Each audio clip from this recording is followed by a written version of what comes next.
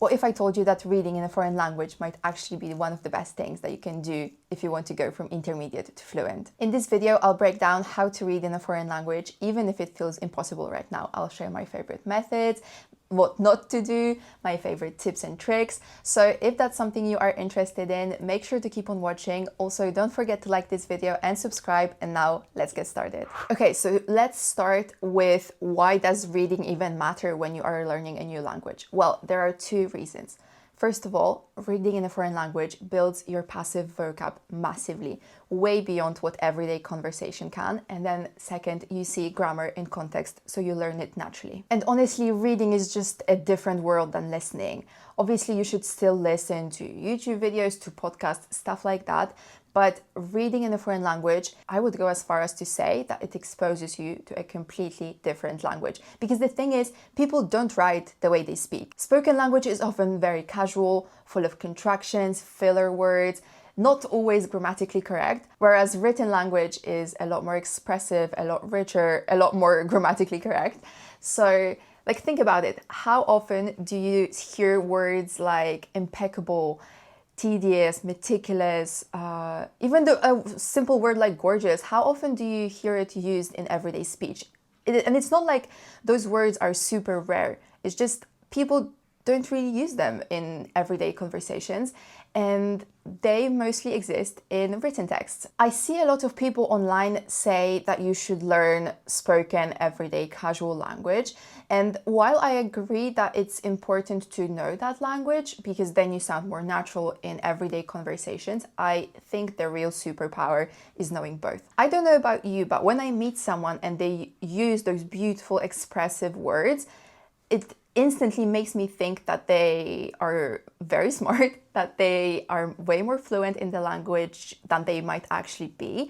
And it just makes them stand out. I remember meeting this one person a few months ago and they used a lot of words that I had never heard before. Even though my English is good and I read a lot in English, they used words that I had never, ever seen before. It made them stand out. And to this day, I remember the words that they taught me and I remember them. So yes, real speech is important, but in my opinion, the real superpower is knowing both, because then you can adapt. And even if you don't have to write anything in that language or you don't have to give presentations, if you are just learning for yourself, then I still think it's worth exploring that other side of the language, more elegant, more polished. Yeah, you're gonna stand out and I think people are gonna appreciate it. I mean, at least I do. All right, so what should you read? This is crucial. You should choose texts that are suitable for your level. So you have probably heard about comprehensible input, but if you haven't, it's basically this idea, this is not my idea, by the way. It's basically this idea that you should choose something that is a little bit above your current level. The logic is this: if you choose a text and you understand nothing, then it's way too hard for you. But if you understand everything, then it's way too easy.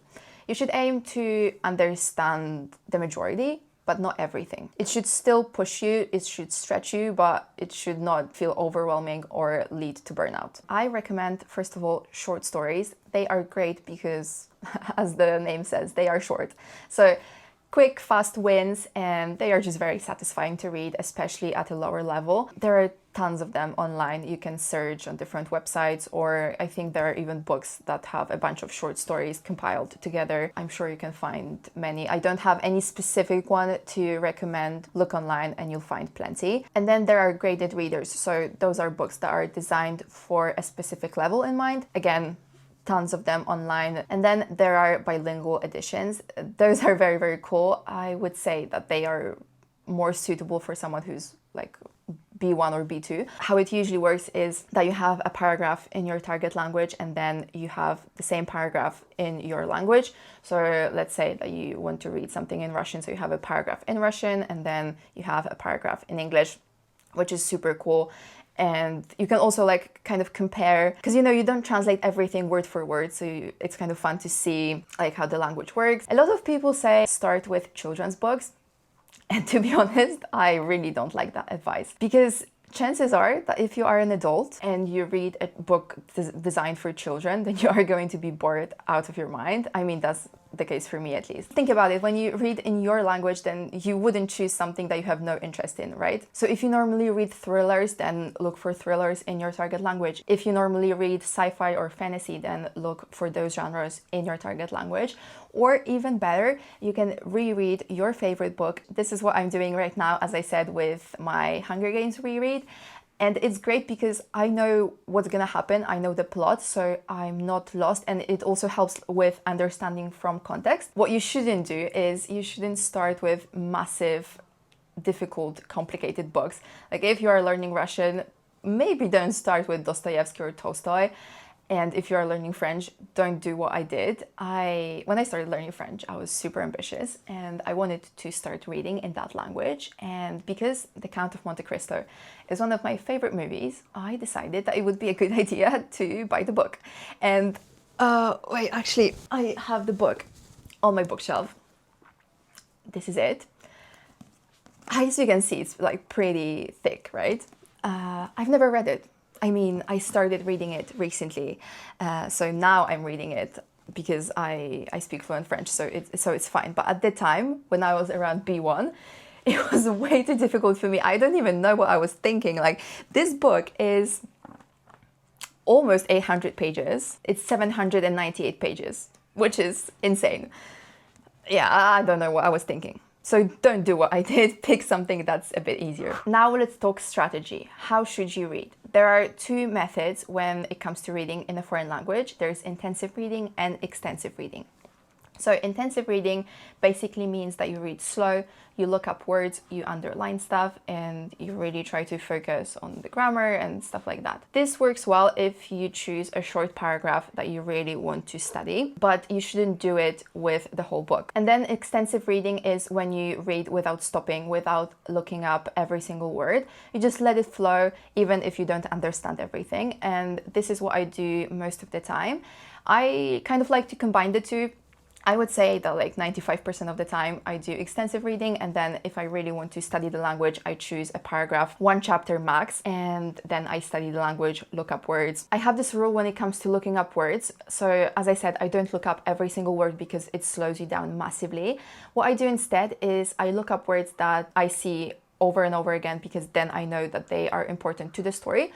Or I look up words that just seem interesting. But most of the time, I really try to understand from context, and I gotta say, it works pretty well. Okay, lastly, I want to give you a few tips how to make reading in a foreign language 10 times easier. So my first and biggest tip is to read on an e-reader if you have one, or even your iPad or your phone. If you don't have an e-reader, you can download the Kindle app or the Books app on your Apple device. And what is so great about them is that when you click on a certain word, you can instantly look it up without even exiting the app, which is great. You don't get distracted. You can even highlight words or certain phrases that you find interesting, and then you can easily go back to them, which I think is great. So if you have an e-reader, then I would recommend reading on that, or if you don't, then your phone will be just enough. For shorter text, you can try LinkQ. LinkQ is one of my favorite language learning apps out there.